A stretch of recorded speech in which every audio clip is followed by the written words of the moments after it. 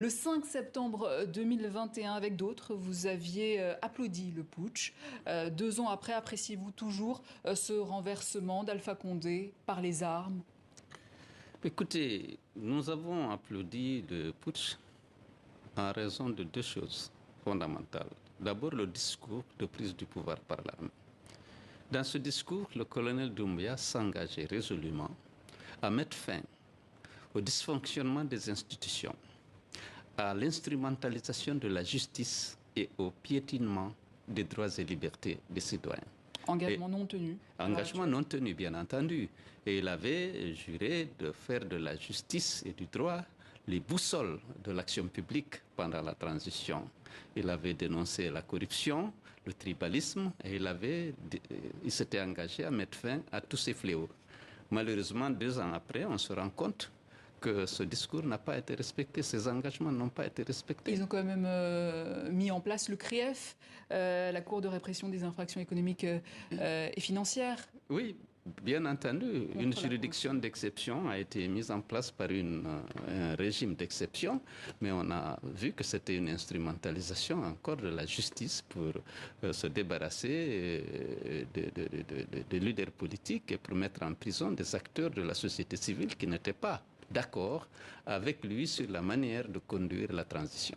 Et on a vu aussi que cet anniversaire a été entaché d'une manifestation réprimée qui a fait 4 morts. Oui, bon, disons que sur le plan de ses engagements, notamment de respecter la charte, et qui reconduisait les dispositions de l'ancienne constitution relatives notamment aux libertés fondamentales et aux droits humains.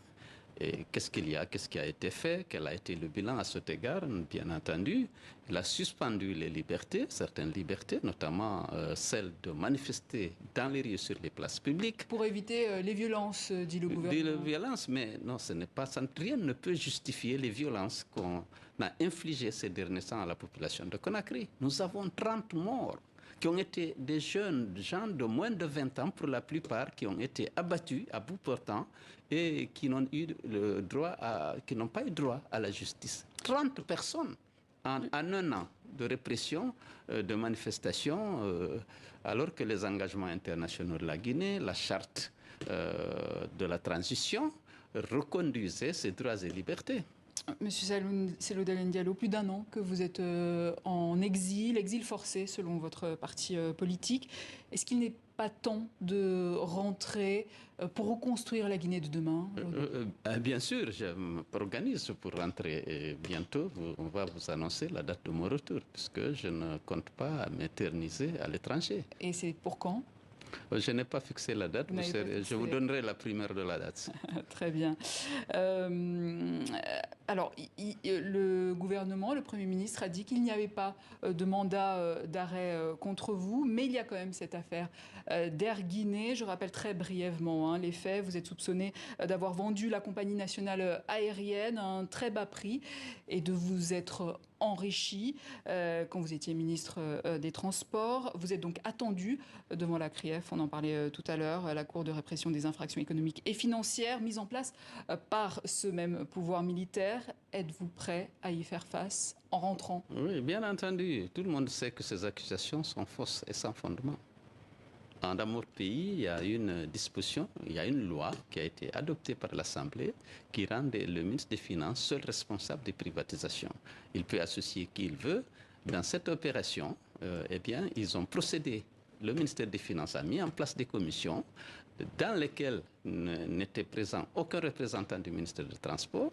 Ces commissions ont procédé à la liquidation de l'entreprise, à l'inventaire des actifs, à la valorisation de ces actifs, à la négociation avec le repreneur, sans qu'aucun cadre de transport ne participe à cette opération. Il s'agit d'une chasse aux sorcières, selon vous? Ce n'est même pas une chasse aux sorcières, c'est une tentative d'élimination, de nuire à ma réputation et à mon honneur, que de me rendre responsable de cette transaction, de cette opération, qui non seulement a été approuvée au Conseil des ministres, et le président de la République alors a pris un décret, et le ministère de l'économie et des finances et ses structures compétentes évidemment, ont mis en œuvre cette décision du Conseil des ministres sans même associer le ministère des Transports que j'étais. Monsieur Cellou Dalein Diallo, pourquoi avoir refusé le dialogue national? Ben, écoutez, nous n'avons pas...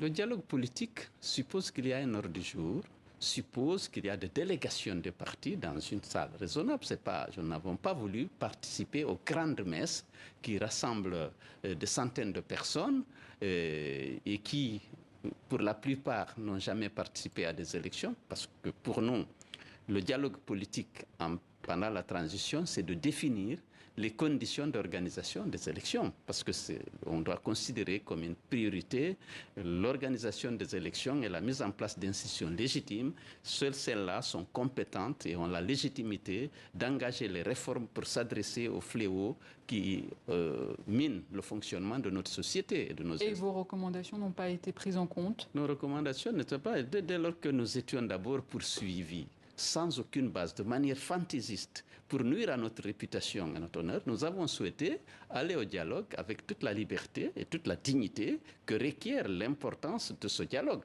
Et malheureusement, la junte n'a jamais voulu qu'il y ait un dialogue structuré, crédible.